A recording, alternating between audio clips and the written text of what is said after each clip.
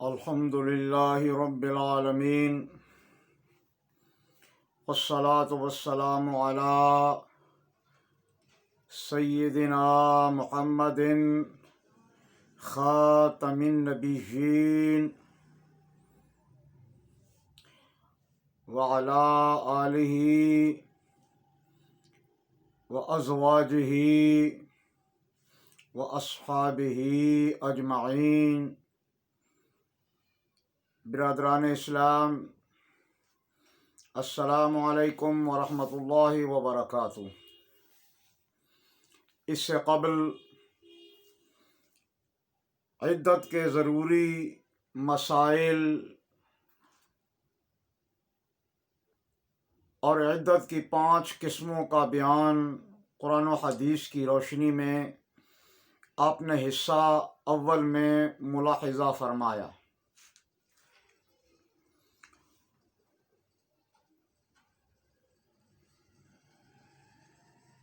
عدت کے ضروری مسائل حصہ دوم میں عدت کی پابندیوں اور عدت کے دیگر احکام کا تذکرہ ہوگا۔ اللہ تعالیٰ سمجھنے کی توفیق عطا فرمائے۔ اور میں نے حصہ اول میں عرض کیا تھا کہ عدت والی عورت عدت کی وجہ سے، چاہے وہ عدت وفات ہو، چاہے عدت طلاق ہو، یا جو اس سے قبل 5 قسمیں عدت کی بیان کی گئیں ان میں سے کوئی بھی قسم ہو، تو وہ عورت چند امور کی پابند ہو جاتی ہے۔ ایک یہ کہ وہ اپنے شوہر کے گھر ہی میں اپنے آپ کو روک لیتی ہے، بالکل باہر نہیں نکلتی، جیسا کہ عدت کے احکام والی آیات قرآنیہ میں لفظ ان یتربص بانفسہن دلالت کر رہا ہے۔ البتہ حاجات ضروریہ کے لیے، جبکہ گھر پر ضرورت پوری نہ ہو سکے یا بعض صورتوں میں گھر سے نکلنا ناگزیر اور ضروری ہو جائے، تو باپردہ ہو کر نکلے گی کہ کوئی اسے پہچان نہ سکے، اور حاجت ضروری پوری کرنے کے فوراً بعد واپس گھر میں لوٹ آئے گی کہ تربص اسی بات کا تقاضا کرتا ہے۔ پھر چونکہ عدت کی 2 وجوہات ہیں۔ نمبر 1، سوگ منانا، یعنی طلاق یا شوہر کی وفات کی وجہ سے شوہر کی جدائی کا غم منانا، جیسا کہ حدیث پاک میں یہ آتا ہے کہ سیدہ طیبہ ام المؤمنین ام حبیبہ رضی اللہ تعالی عنہا وسلام اللہ علیہا اور سیدہ طیبہ ام المؤمنین زینب بنت جحش رضی اللہ تعالی عنہا وسلام اللہ علیہا روایت فرماتی ہیں کہ نبی کریم رؤوف الرحیم صلی اللہ تعالی علیہ وآلہ وسلم کا ارشاد گرامی ہے کہ جو عورت اللہ اور قیامت کے دن پر یقین رکھتی ہے، اسے یہ حلال نہیں کہ وہ کسی میت پر 3 راتوں سے زیادہ سوگ منائے، سوائے شوہر کی موت پر کہ وہ شوہر کے مرنے پر 4 ماہ 10 دن سوگ منائے گی۔ اب تربص کے لفظ سے بلا ضرورت گھر سے نکلنا اور دوسرا نکاح کرنا ممنوع اور حرام ہوا۔ اور حدیث مذکور سے سوگ منانا مفہوم ہو رہا ہے، اور سوگ کی تفصیل یہ ہے کہ ہر قسم کی زیب و زینت عورت چھوڑ دے گی۔ مثلاً ہر قسم کا زیور، چاہے وہ سونے کا ہو، چاندی کا ہو یا جواہرات کا، وہ نہیں پہن سکے گی۔ اسی طرح ریشم کے کپڑے عدت والی عورت نہیں پہنے گی۔ اسی طرح خوشبو، چاہے وہ کسی بھی قسم کی ہو، بدن پر نہیں لگائے گی، اور نہ ہی کپڑوں پر، نہ ہی بالوں میں تیل لگائے، نہ ہی کنگھا کرے، نہ ہی سرما لگائے، یہاں تک کہ نہ سیاہ نہ سفید۔ اسی طرح عدت والی عورت مہندی بھی نہیں لگائے گی، اور نہ ہی زعفران یا گیرو کا رنگا ہوا کپڑا پہنے۔ اسی طرح سرخ رنگ کا کپڑا پہننے کی بھی ممانعت ہے۔ ان سب چیزوں کا ترک کرنا یعنی چھوڑ دینا عدت کے دوران یہ واجب ہے، جیسا کہ احادیث مقدسہ سے ثابت ہے۔ چنانچہ سیدہ طیبہ ام عطیہ رضی اللہ تعالی عنہا روایت کرتی ہیں کہ نبی علیہ السلام نے فرمایا، کوئی عورت کسی میت پر 3 دن سے زیادہ سوگ نہ کرے، مگر شوہر والی عورت کے شوہر کے مرنے پر 4 ماہ 10 دن سوگ کرے، یعنی اس کا غم منائے، اور رنگا ہوا کپڑا نہ پہنے، مگر وہ کپڑا کے بناوٹ سے پہلے سوت کو رنگ دیا گیا ہو، اس کے بعد اس کپڑے کو بنا گیا ہو، اور وہ عورت سرما بھی نہ لگائے، خوشبو بھی لگانا چھوڑ دے۔ البتہ ایام مخصوصہ سے پاک ہونے کے بعد معمولی سا عود لگا سکتی ہے، یعنی اتنا معمولی ہو کہ دوسرے تک اس کی خوشبو نہ پہنچے، صرف وہ ناگوار خوشبو جو خود محسوس کر رہی ہے، وہ ناگوار بو جو خود محسوس کر رہی ہے، اس سے چھٹکارا حاصل کرنے کے لیے معمولی سا عود لگائے۔ عود ایک اصل میں بوٹی ہے جس سے عطر نکالا جاتا ہے، خوشبو بنائی جاتی ہے، تو معمولی سا لگانے سے کوئی مذائقہ نہیں ہے۔ اور ابو داود شریف کی روایت ہے کہ مہندی نہ لگائے، اور ابو داود اور نسائی شریف کی ایک روایت میں زیور پہننے کی بھی ممانعت آئی ہے۔ البتہ کسی تکلیف یا بیماری کی وجہ سے کچھ چیزوں کی اجازت ہے کہ ان میں زیب و زینت کی نیت نہ ہو، بلکہ دوا کا ارادہ اور نیت ہو۔ مثلاً سر درد کی صورت میں جبکہ تیل لگانے کی عادت ہے کہ اس کے بغیر آرام ہی نہیں آتا، تو دوا کی نیت سے حسب ضرورت لگائے، یا کنگھا کیے بغیر آرام نہ آئے تو کنگھا کرے، مگر موٹے دندانوں والی طرف سے۔ اس تفصیل کے لیے بہار شریعت ملاحظہ فرمائیں۔ باریک دانے بال سنوارنے کے لیے ہوا کرتے ہیں، یعنی کنگھے کے جو باریک دانے ہوتے ہیں وہ بال سنوارنے کے لیے ہوتے ہیں، اس لیے باریک دانوں والی طرف سے سر میں کنگھا نہیں کرے گی، بلکہ موٹے دانوں والی طرف سے سر میں کنگھا کرے گی۔ اور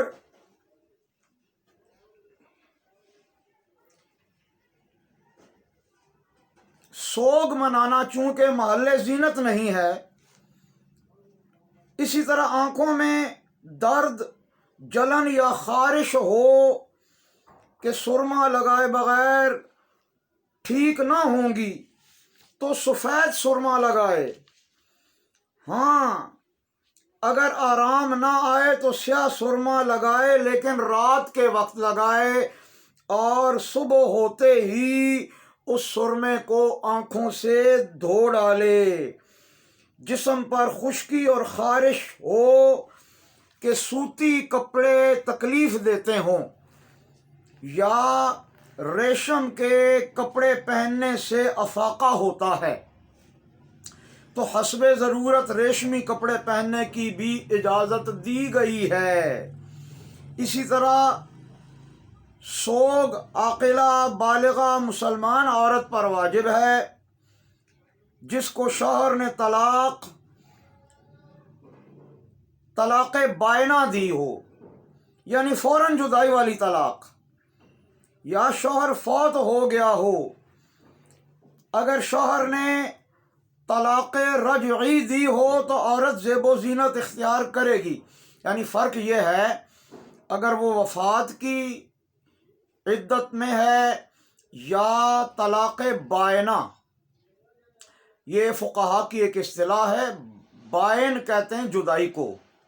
بینونت جدائی کو کہتے ہیں، اور بائنہ وہ عورت ہوتی ہے کہ جس میں رجعت کی گنجائش نہیں ہوتی، یعنی فوراً طلاق واقع ہو جاتی ہے، وہ ایک ہی طلاق جو ہے وہ اس پر پڑ جاتی ہے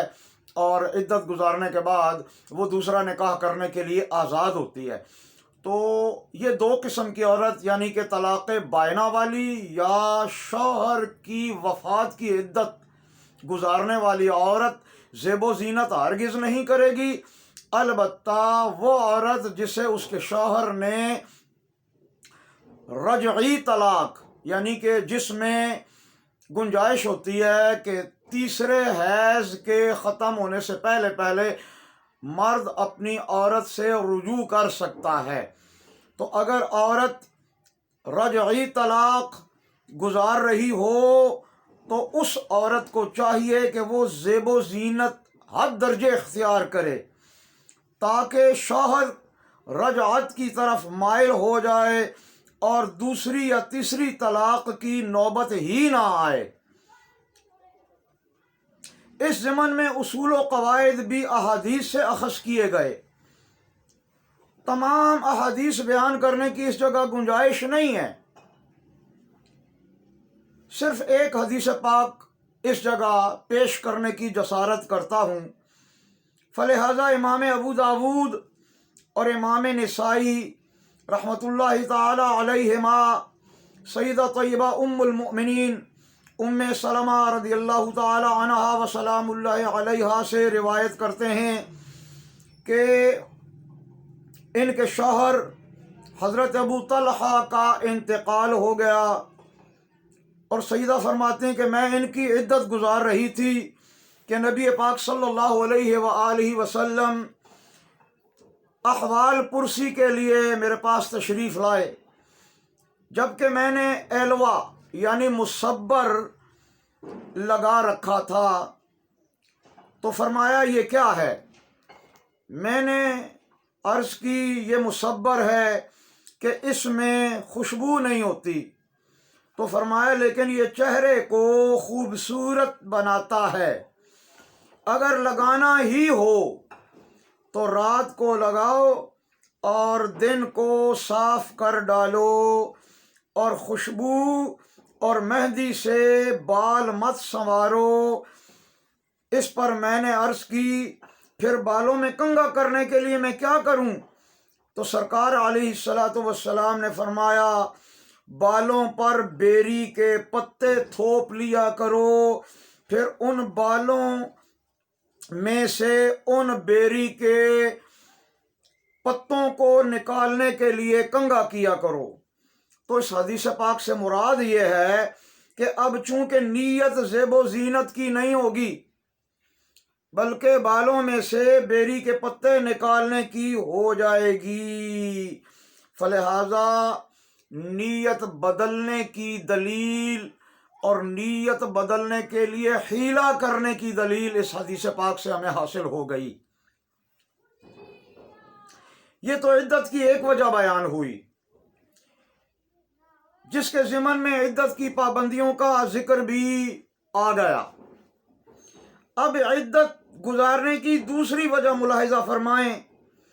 تو عدت گزارنے کی دوسری وجہ استبراء رحم ہے، جس کا معنی مفہوم یہ ہے کہ طلاق کی صورت میں 3 ماہ تک اور شوہر کی وفات کے بعد 4 ماہ 10 دن تک رحم سابقہ شوہر کے نطفہ سے مکمل طور پر صاف اور مبرہ کرنے کے لیے عدت گزاری جاتی ہے، تاکہ جب کسی دوسرے مرد سے نکاح ہو تو 2 نطفوں کا اختلاط نہ ہونے پائے، کہ اگر عدت کا حکم نہ دیا جاتا تو 2 نطفوں کے اختلاط کی وجہ سے پیدا ہونے والے بچے کا نسب مشکوک ہو جاتا اور طرح طرح کی پیچیدگیاں پیدا ہو جاتی۔ اس وجہ سے عدت گزارنے کا حکم دیا گیا تاکہ پہلے والے شوہر کے نطفہ سے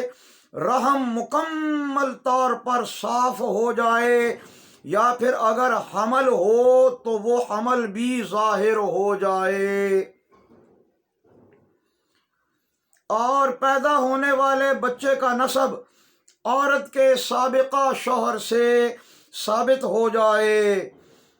کیونکہ اگر نسب ثابت نہیں ہوگا اور بعد والا شوہر بھی انکار کر دے گا تو وراثت وغیرہ یا پھر اس کے علاوہ دیگر بہت سارے امور میں مشکل پیدا ہو جائے گی، وہ معاملات حل نہیں ہو سکیں گے۔ اس لیے شوہر اگر طلاق بائنہ دے یا شوہر فوت ہو جائے تو عدت اس لیے گزاری جاتی ہے تاکہ پیٹ بچہ دانی وہ سابقہ شوہر کے نطفہ سے مکمل طور پر پاک اور صاف ہو جائے۔ اس کی وجہ یہ ہے کہ بہت ساری صورتیں ایسی ہوتی ہیں جس میں 1 مہینے میں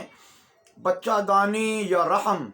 یہ مکمل طور پر صاف نہیں ہوتا، کچھ باقی رہ جاتا ہے وہ دوسرے مہینے، کچھ باقی رہ جاتا ہے وہ تیسرے مہینے، اور فوت ہونے والے شوہر والی جو عورت ہے اس کو 4 ماہ 10 دن، چونکہ دوسری وجہ بھی ساتھ پائی جا رہی ہے کہ وہ سوگ بھی مناتی ہے اور استبراء رحم بھی کرنا مقصود ہوتا ہے، اس لیے یہ عدت گزارنا شریعت اسلامیہ میں اللہ رسول کے حکم سے واجب قرار پائی۔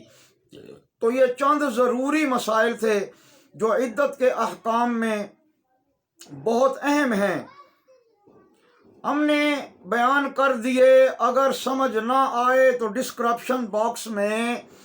ہمارے لنکس موجود ہیں، ہم سے رابطہ کر کے سمجھے جا سکتے ہیں۔ اگر ویڈیو پسند آئے تو ہماری گزارش ہے اسے لائک بھی کر دیں، اور دوسرے مسلمان بھائیوں کے استفادہ کے لیے ویڈیو کو شیئر بھی کر دیں،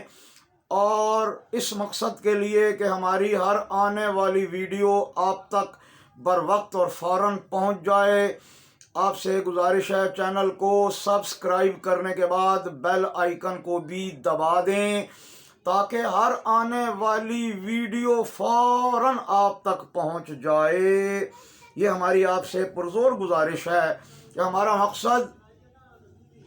ملت اسلامیہ اپنے مسلمان بھائیوں تک زیادہ سے زیادہ ایسے مسائل